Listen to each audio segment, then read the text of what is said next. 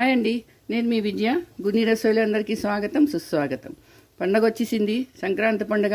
అందులో పొంగల్ లేకుండా మనం చేసుకోము పండగ. పొంగల్లోని చక్కెర పొంగలి చాలా చాలా బాగుంటుంది.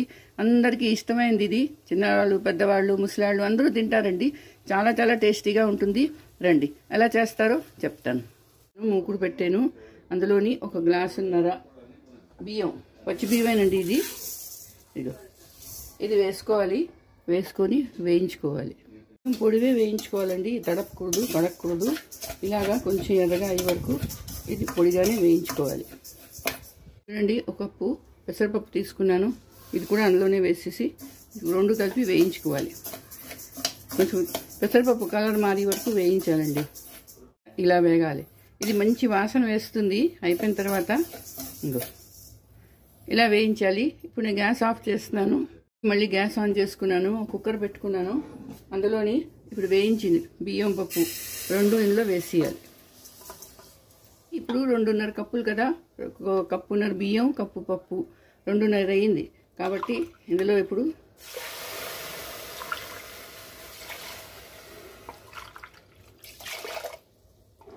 6 నుంచి 7 కప్పులు నీళ్ళు పోసుకోవాలి.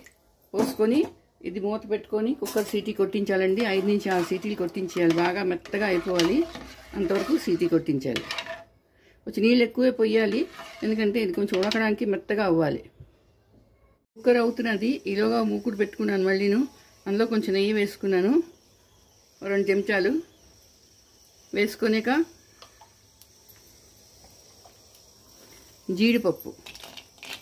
జీడిపప్పు, కిస్మిస్, డ్రై ఫ్రూట్స్ మన దగ్గర ఏది ఉంటే అవి వేయించుకోవాలి. ఇది నెయ్యిలోనే వేయించుకోవాలండి, నూనెలో బాగుండదు. కాజు, కిస్మిస్ 2 వేగాలి. కొంచెం గోల్డెన్ బ్రౌన్ వచ్చే వరకు వేయించుకోవాలి. ఇది చాలా కంపల్సరీ అండి, బాగుంటాయి వేస్తేను, చాలా చాలా బాగుంటాయి. కిస్మిస్ పొంగిపోతాయి చూడండి, పొంగిపోతున్నాయి. ఇప్పుడు ఇంత చాలండి, ఇంత వేయించాను కదా, మరి మాడిపోకుండా ఇప్పుడు గ్యాస్ ఆఫ్ చేసుకొని ఇది వేరే గిన్నెలోకి తీసుకోవాలి. మూకుడులోని బెల్లం, ఇది 3 పావులు బెల్లం అండి వేసుకోవాలి.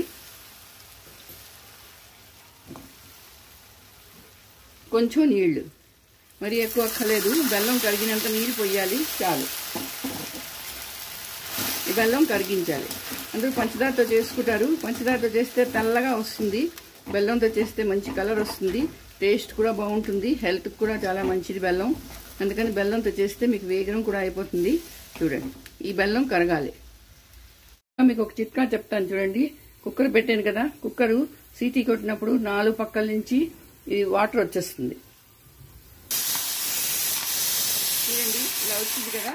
ఇప్పుడు ఏం చేస్తామంటే దీన్ని 4 పక్కల కొంచెం నెయ్యి, ఇలా నెయ్యి రాసింది. మరి 2వ సీటీకి ఆ పప్పు, బియ్యం ఏమి కూడా బయటికి రావు.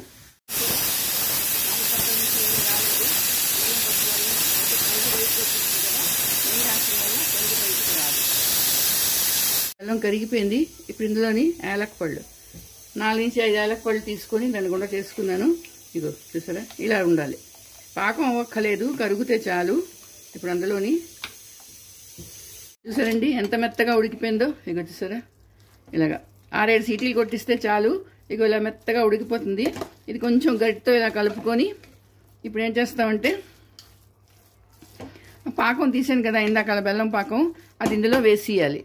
చూడండి, పాకం ఇందులో కలిపేసి ఇలా కలుపుకోవాలి. ఇలా మెత్తగా ఉంటుంది, చాలా బాగుంటుంది ఇది. చూసారా, కలర్ కూడా ఎంత బాగుందోని, ఇలా కలర్ వస్తుందండి దీనికి.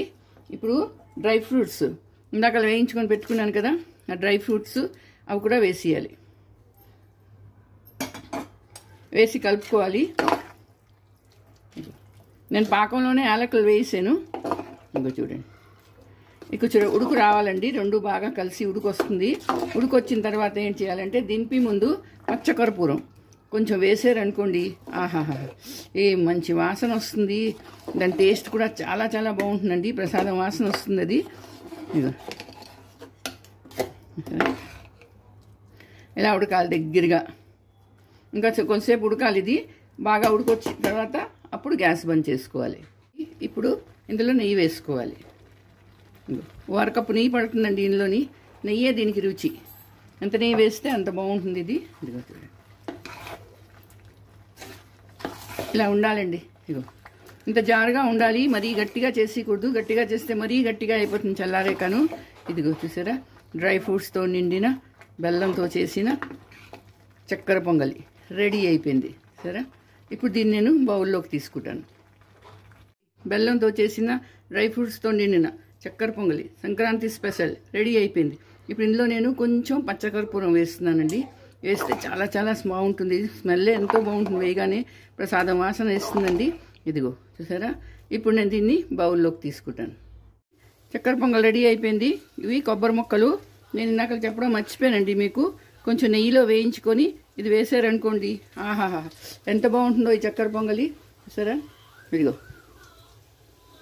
మరి మీరు చేసుకోండి, అందరికీ చేసి పెట్టండి. అలాగే నా వీడియో నచ్చిందా? నచ్చితే తప్పకుండా సబ్స్క్రైబ్ చేయండి, లైక్ షేర్ కూడా చేయండి. మళ్ళీ ఇంకో వీడియోతో కలుస్తాను. అంతవరకు సెలవు.